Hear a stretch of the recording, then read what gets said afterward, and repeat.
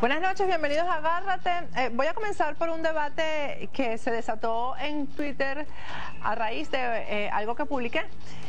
Hace varios días hemos tratado aquí en Agárrate de entrevistar al economista José Guerra, que fue director del Banco Central de Venezuela y cuyas opiniones, por cierto, he respetado mucho. Las he respetado porque, sin duda alguna, provienen de conocimiento y de experiencia. Ambas cosas las tiene el economista José Guerra. Ahora, el economista José Guerra, trata de conseguirme una fotico de José Guerra, por favor, Roberto, si es posible. El economista José Guerra es candidato para la Asamblea Nacional en Venezuela por el Partido Primero Justicia. Entonces, a partir de ahí, pues ahora él emite opiniones o calificaciones acerca de las personas que no son ciertas. Les voy a explicar por qué. Porque hemos tratado de entrevistarlo porque la situación económica en Venezuela sí lo amerita. Amerita de un especialista, amerita de alguien que conozca cómo se manejan estos asuntos del dólar a nivel además del Banco Central de Venezuela, las reservas, etcétera. Todas estas cosas que están siendo juzgadas en este momento en que el dólar en Venezuela pues está a unos precios inimaginables. Bueno, José Guerra ha dicho que no me va a dar la entrevista, que no quiere aparecer en este programa porque esta periodista, Patricia Poleo, está jugando la abstención en Venezuela. A través de este programa, que es el vehículo mío para comunicarme, además de mis redes sociales, quiero informarle al economista José Guerra, ahora candidato a ser diputado en Venezuela, que en este programa no se ha tocado el tema de las elecciones para la Asamblea Nacional en Venezuela.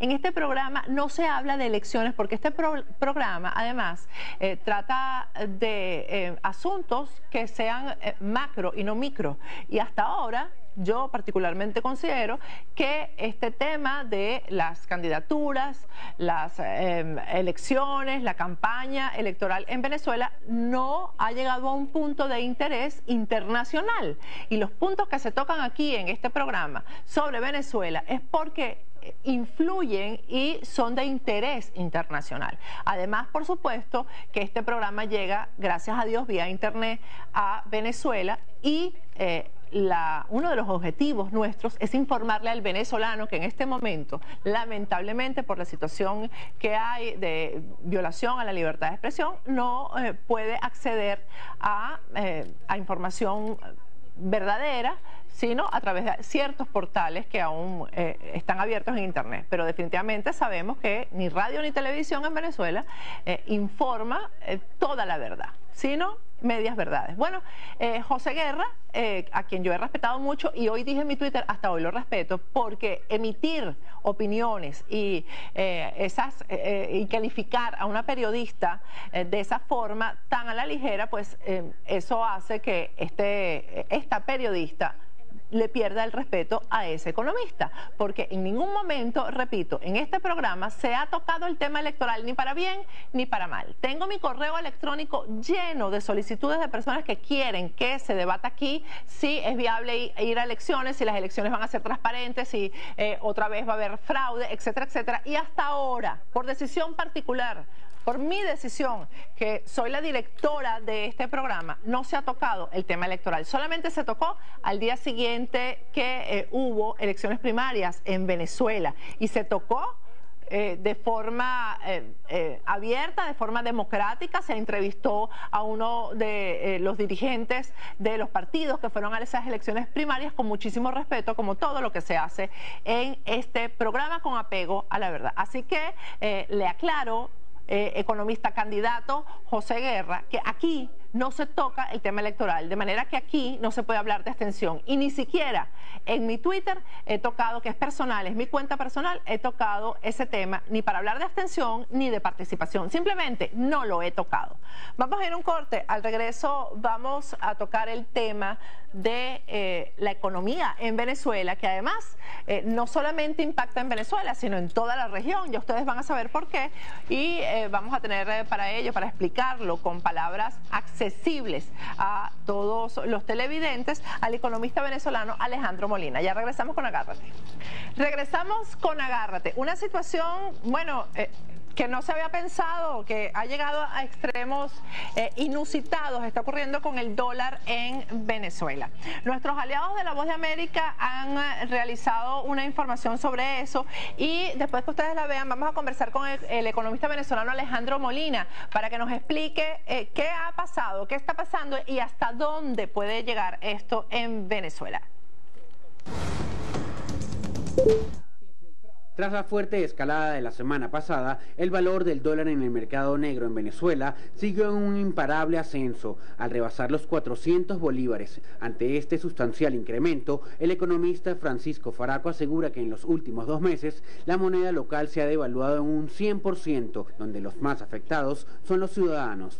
La clase media, porque la clase media tiene un consumo que está muy influido por su deseo, de sus aspiraciones de ascenso y que supone un gran componente importado y no tiene acceso. En recorrido por la ciudad de Caracas, diversos ciudadanos expresaron su opinión ante la alarmante escalada del precio de la divisa extranjera. Nos afecta de todo porque es que no hay movimiento, no hay nada. Todas colas para acá, colas para allá. Somos un país muy pacífico y mientras nos regalen, la gente parece que estuviera más contenta. Definitivamente hay que luchar para poder tener las cosas. Sin embargo, el diputado oficialista Juan Carlos Alemán asegura que según las investigaciones hay un conjunto de actores a nivel internacional que están tratando de estrangular la economía venezolana. Y ahorcar la economía significa o implica tratar de atacar por todos los frentes. El primer frente, por supuesto, es el tema productivo. El tema del dólar no escapa pues a esta misma situación. Con este incremento el salario mínimo venezolano queda en $16 mensuales. Un sueldo considerado de extrema pobreza en un país que cuenta con las mayores reservas de petróleo a nivel mundial. Desde Caracas, Venezuela, para La Voz de América, Álvaro Algarra. Ustedes lo escucharon, $16 mensuales es el sueldo mínimo en Venezuela, sueldo de pobreza extrema. Alejandro Molina está con nosotros vía Skype desde Caracas. Buenas noches, Alejandro, ¿cómo estás? Hola, ¿qué tal, Patricia? Buenas noches.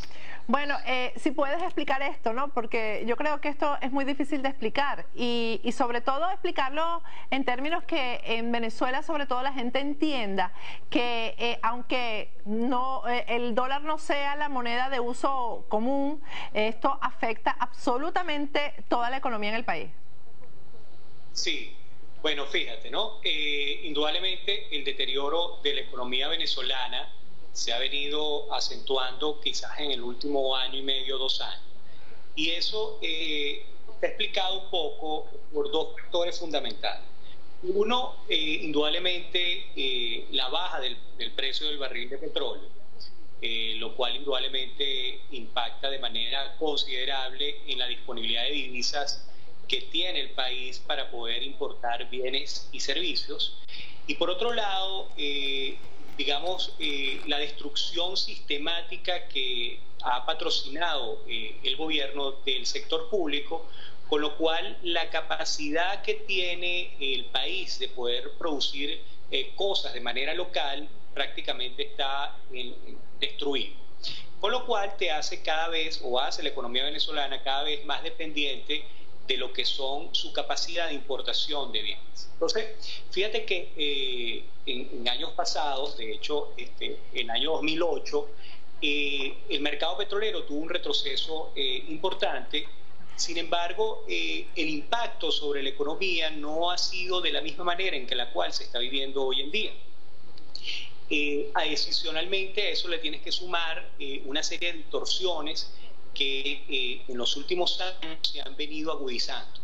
Y quizás la distorsión de mayor relevancia es el anclaje que ha mantenido el Estado del tipo de cambio para tratar de seguir manteniendo subsidiado una serie de productos, sobre todo alimenticios, ¿no?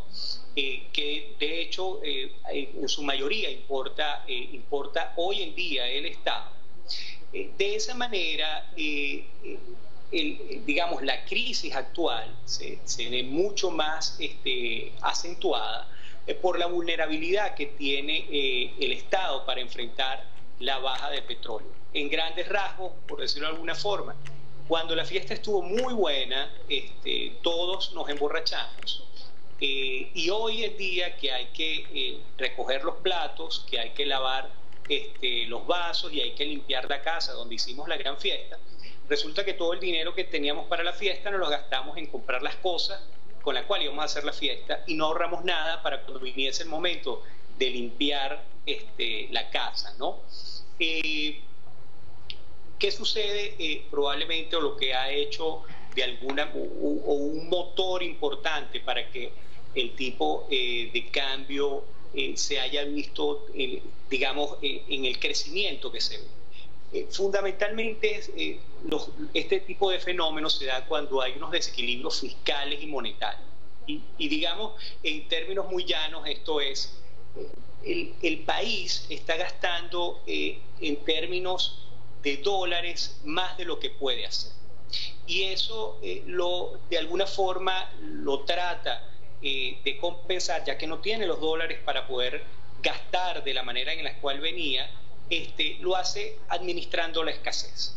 Y de esa manera va racionando el acceso que vamos teniendo los venezolanos a cada uno, digamos, de los bienes y servicios, y de una manera paralela el gobierno incrementa el gasto en bolívares.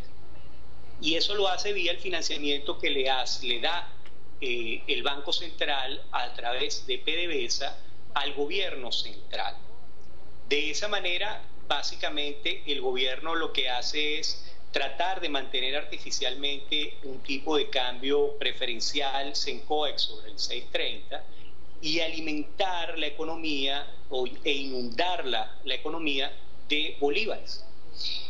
Y la respuesta ante eso, digamos que eso no es el primer país del mundo donde suceden este tipo de cosas, es que la gente que tiene su salario en bolívares deja de tener interés en tener bolívares y se volca a tratar de cubrir o tratar de alguna manera de hacer de que esos bolívares que él ingrese los pueda tratar de mantener su poder de compra. Y lo tiene básicamente por dos vías. Uno, por la adquisición de divisas, es decir, las divisas que cada vez escasean más, van a haber más bolívares persiguiéndolo. Y por otro camino está en que la gente siente de que en la medida de que el gobierno no toma correctivos o no toma medidas en las cuales trate de paliar un poco lo que ha significado la crisis desde el punto de vista de caja para el gobierno, entonces la gente tiene la percepción de que, no solamente tiene la percepción, sino que lo vive. El tema de la escasez no es una cosa puntual, sino probablemente sea una cosa que puede durar un tiempo largo, con lo cual tú tratas siempre de adquirir la mayor cantidad de bienes para lograr cubrir y hacer de que tus ingresos, en este caso de la mayoría de la población están denominados en bolívares, los logres mantener su poder de compra en el tiempo. Y eso, como te decía, te genera un efecto muy pernicioso, que es que la demanda por bolívares prácticamente empieza a desaparecer. La gente no quiere tener bolívares en sus manos, sino sencillamente quiere tener o bien sea divisas o bien sean productos que de alguna manera le garantice haber tenido cierto poder de compra. Explícame una cosa, Alejandro, el tema del momento que además causó una crisis hasta emocional en el venezolano, en que el dólar rebasa los 300 y ya llegó a los 400, que fue a partir incluso de una intervención pública en cadena, creo, de Nicolás Maduro, algo que dijo y empezó, se desató, se disparó el dólar. ¿Esto ustedes los economistas lo tenían previsto, que el dólar podía llegar a este precio? Bueno, fíjate que hay un aspecto importante. Digamos que la moneda, o digamos, efectivamente las monedas tienen algo que es una característica intrínseca de ellas, que es la reserva de valor. Lamentablemente el bolívar, y así como muchas, todas las monedas que se salió de lo que los economistas llamamos el patrón oro, son fiduciarias y responden a la expectativa que tú puedas tener de valor de la moneda. Es decir, lo que te quiero decir de alguna forma, muchos colegas hemos apuntado a que indudablemente la tendencia de seguir el gobierno implementando lo que te decía, el financiamiento monetario, el desorden fiscal que están teniendo, la tendencia del valor del bolívar con respecto al dólar, seguirá siendo no solamente lo que tú has visto, ese salto probablemente quizás en las últimas semanas prácticamente casi el 100%, sino que no solamente vas a ver ese salto, sino que vas a ver que ese crecimiento, esa pérdida de valor del bolívar se va cada vez a ser mucho mayor. Es decir, probablemente lo que hoy veamos como 400, un valor astronómico, probablemente en diciembre estemos viendo que 400 era un precio barato para adquirir las divisas. Lo que te quiero decir es, no hay manera, o por lo menos no hay una forma puntual con la cual llegarle a cuál es el valor exacto, porque es un tema de expectativa. Y en la medida de que la gente tenga una expectativa más negativa de la economía, y sobre todo los oferentes privados que puedan tener algún tipo de oferta privada de divisas, tengan una expectativa más negativa del país, no puedes esperar de que esos oferentes puedan, indudablemente, colocar una oferta significativa de divisas en el mercado, sea por el mecanismo que ha colocado el gobierno llamado SIMADI, o sencillamente el gobierno, dentro de lo entrampado que está, no alimenta esa demanda que está fuera de lo que es el CENCOEX, con lo cual básicamente tú lo que estás haciendo es impulsar el precio o la expectativa que pueda tener las personas o lo que estén dispuestas las personas a pagar por un dólar. Bueno, al regreso vamos a ir a un corte, Alejandro. Al regreso vamos a hablar un poco de estos argumentos que lanzan los voceros del gobierno acerca de que una página informativa como es Dollar Today puede ser la que haya disparado el dólar, que son factores externos, esta famosa guerra económica también la que disparó el dólar. ¿Y en qué afecta esto el día a día del venezolano? Porque estamos viendo aquí, por ejemplo, Alejandro, en el sur de la Florida, como empresas que se encargaban de hacer envíos a Venezuela, los courier, etcétera, están cerrando sus puertas. A partir de hoy han empezado a cerrar casi todas porque es impagable lo que salen los envíos lo que saldrían los envíos a Venezuela, incluso pagándolos en bolívar al convertir el dólar, ¿no? Al regreso vamos a seguir conversando con Alejandro Molina sobre todo cuáles son las expectativas, hasta dónde llega esto, y también, Alejandro, si esto traería la dolarización de la moneda en Venezuela. Al regreso seguimos con Agárrate. Estamos con Agárrate, estamos conversando el tema económico con Alejandro Molina, lo que está pasando en Venezuela con el dólar. Alejandro, ¿es posible que una página web como Dollar Today pueda ser la responsable de que el dólar haya subido de esta forma en Venezuela? Bueno, fíjate, realmente el culpable de los precios que se vende la divisa no es una página que publica. Además, básicamente lo que publica es un valor de referencia con lo cual se transa en la frontera.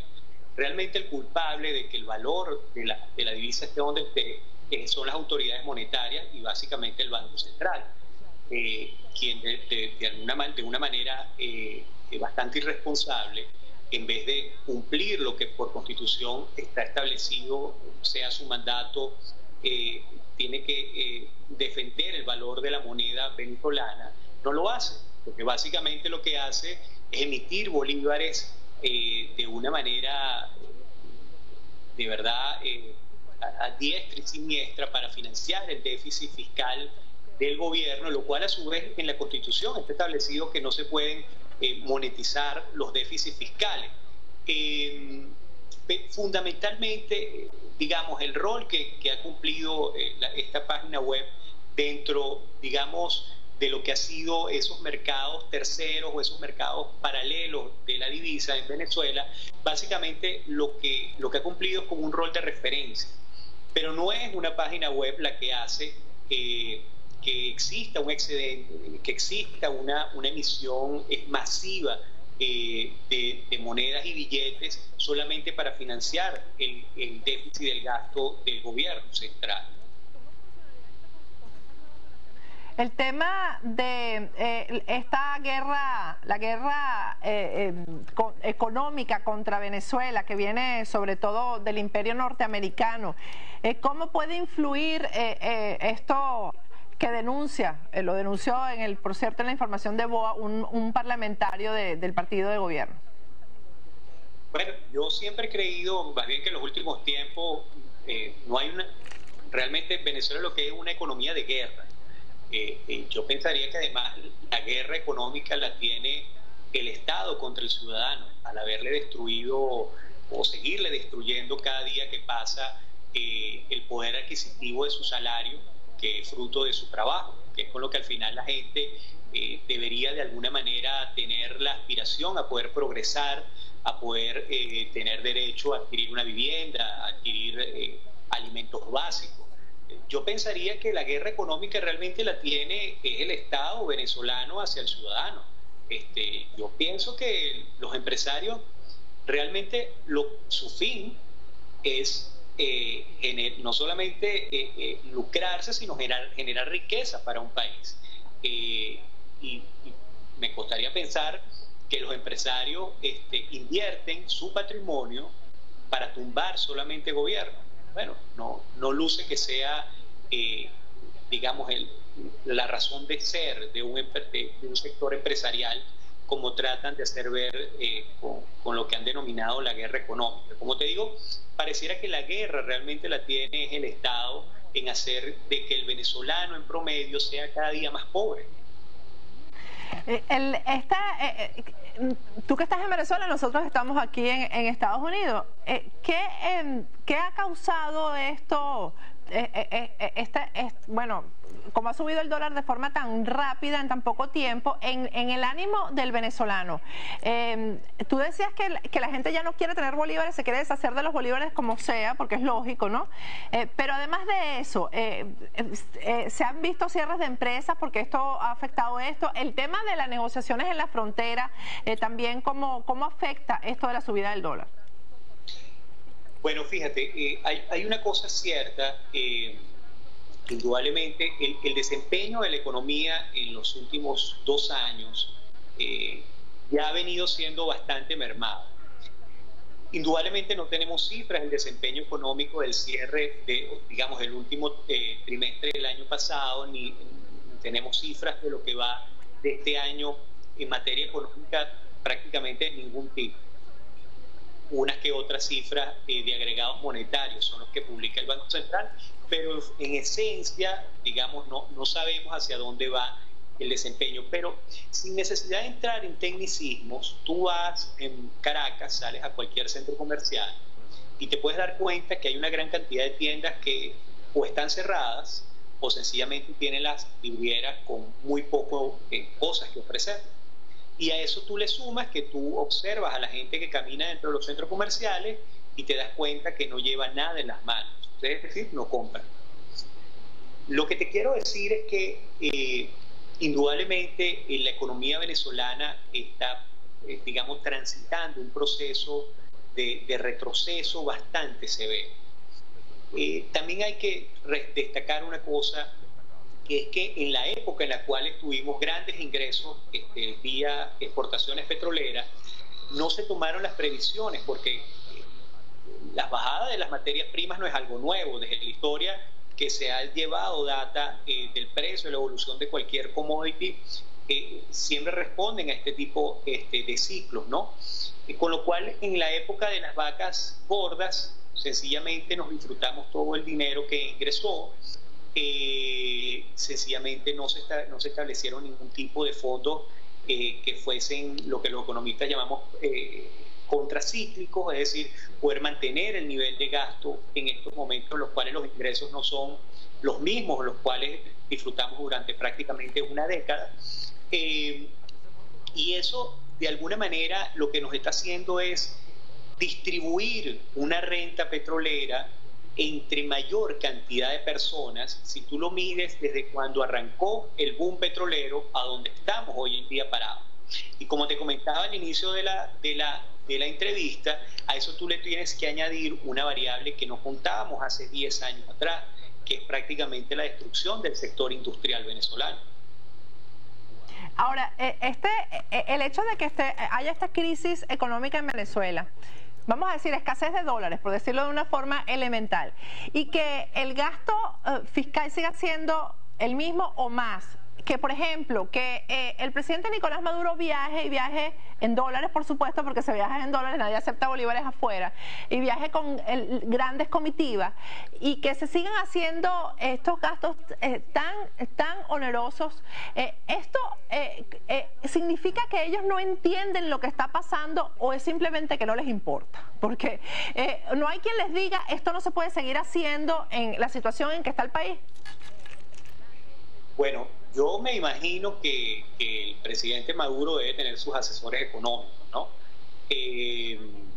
Indudablemente, digamos, la crisis tú la percibes sin necesidad de tener un asesor económico al lado, sino sencillamente con salir a la calle, con ver las colas que se hacen en cualquier supermercado o en cualquier cadena de farmacia. Si a ti se te daña un caucho de tu carro, vas a tener que pararlo porque no hay caucho.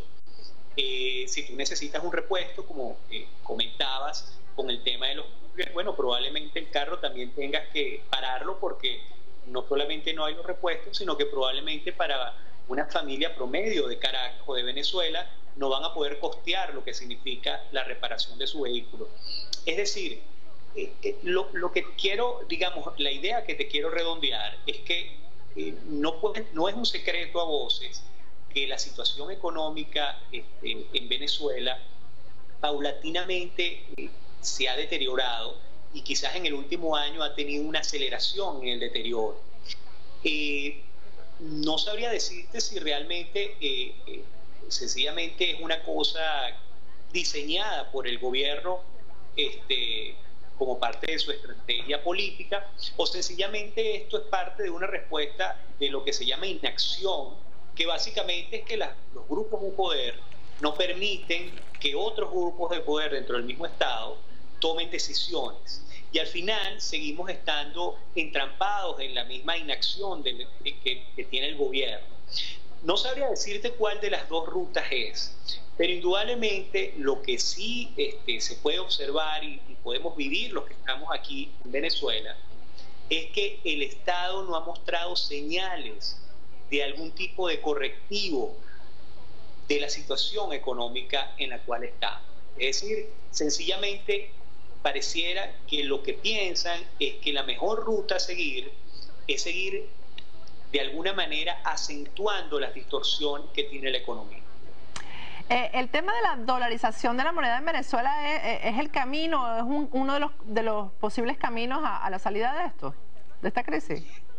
Mira, de hecho ha estado muy en boga últimamente retomar el tema de la dolarización. Particularmente yo no soy de los que opina, o yo no opino de que la dolarización sea el camino a seguir. Y sencillamente te voy a poner un ejemplo. Si tú decides dolarizar la economía venezolana, resulta que efectivamente todo lo vas a tener que convertir, todos los precios que están dentro de la economía, lo vas a tener que convertir a la cantidad de dólares que tenga el país dentro de sus reservas internacionales al momento de tomar la medida. Eso no quiere decir de que los salarios de las personas van a internacionalizarse. Lo que te quiero decir es que la cuenta va a seguir siendo un salario pobre. Va a seguir siendo la misma, o sea, van a seguir siendo $16 que va a recibir la persona al mes, por ejemplo. Sí, es así. Tu deuda probablemente, imagínate tú que tú tengas una deuda con la tarjeta de crédito, bueno, probablemente al banco tomar y hacer la cuenta al tipo de cambio que decida hacerse la dolarización, vas a tener una deuda en dólares igualmente. ¿Cuál es, digamos, el gran salvavidas de la dolarización? El gran salvavidas de la dolarización yo pudiese agruparlo en dos cosas. Uno, indudablemente, para Venezuela, un país en el cual tiene una inflación que pareciera que fuese una enfermedad desde hace muchos años, la pudieses corregir muy rápidamente, porque eliminas lo que te comentaba al principio, que es el financiamiento del déficit fiscal del gobierno. Eso es una realidad. Y la otra es que probablemente algunos opinan de que la dolarización es un camino por la destrucción institucional que tiene la economía del país en su generalidad. El tema es que para poder, si bien este último punto que te decía, para poder implementar un proceso de dolarización en Venezuela, necesitas unas instituciones que respeten las reglas que a su vez te acarrea dolarizar la economía. Entonces, si bien probablemente puedes tener un efecto buenísimo, que es la disminución o prácticamente desaceleración de manera importante de la inflación, no tienes instituciones que respeten las reglas de lo que significa una dolarización. Entonces yo pensaría que un mejor camino es indudablemente más largo, probablemente sea más espinoso ese camino, pero es el de tratar de institucionalizar de nuevo el país, tener un banco central que cumpla su rol de preservar el valor de la moneda, en este caso del bolívar, y no un banco central que financia al Estado porque sencillamente piensa que es impopular desde el punto de vista de sus elecciones cercanas que están por realizarse, realizar un ajuste del tipo de cambio, o sencillamente porque realizar un ajuste de cambio, probablemente del CENCOEX, sea perjudicar a parte de esos grupos de interés que te mantienen dentro de tu gobernabilidad. Bueno, eso sería prácticamente, Alejandro, otro gobierno, no este. Sí, en parte, indudablemente. Lo que sucede es que los gobiernos normalmente tienen modelos políticos y económicos con los cuales funcionan. Este gobierno, del cual es continuidad del anterior, que tiene ya prácticamente más de 15 años en esto, lo que ha mostrado es que sencillamente no funciona el planteamiento que ellos han dado.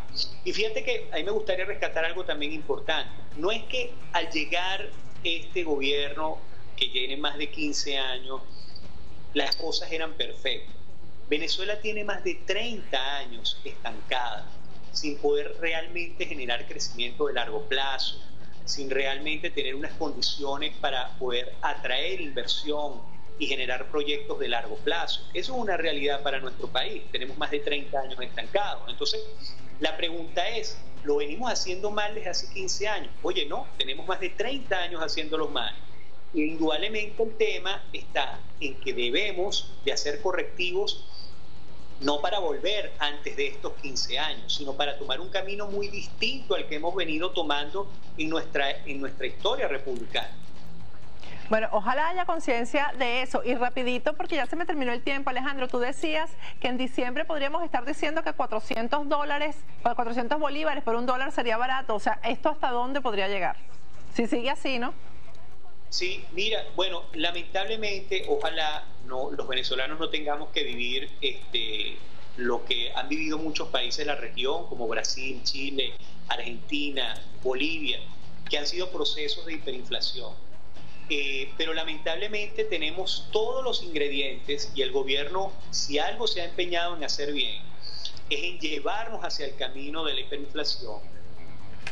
Y lamentablemente, si no se corrigen todas una serie, digamos, de variables que prácticamente el gobierno se ha empeñado en manipularlas de una manera letal para la economía venezolana, lamentablemente el precio del dólar puede ser cualquier cosa, sencillamente cualquier número que podamos estar hablando hoy va a ser prácticamente una cosa ínfima a lo cual pueda llegar, y eso de alguna manera lo que va a hacer es crear una gran cantidad de venezolanos pobres, los cuales los condenarías a muchos años de su etapa productiva, dedicárselas a tratar de salir de ese entrampamiento que significa países que han caído en procesos hiperinflacionarios.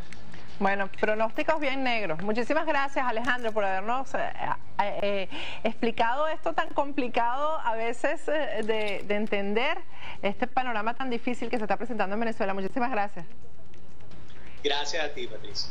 Bueno, ustedes escucharon esta explicación bien detallada de lo que está pasando, pero sobre todo de lo que puede pasar. Alejandro Molina es economista venezolano con máster en finanzas. Al regreso vamos a conversar sobre otro tema grave en Venezuela, violación de los derechos humanos, el tema de La Tumba, esta cárcel que ha sido denunciada en campañas, ahora va a tener un trabajo cinematográfico importante que servirá para que la denuncia se internacionalice y sobre todo se visualice. Así que al regreso vamos a hablar con las personas que están montadas en este proyecto de poner en la pantalla lo que realmente pasa en la tumba en Venezuela, en esa cárcel llamada La Tumba. Ya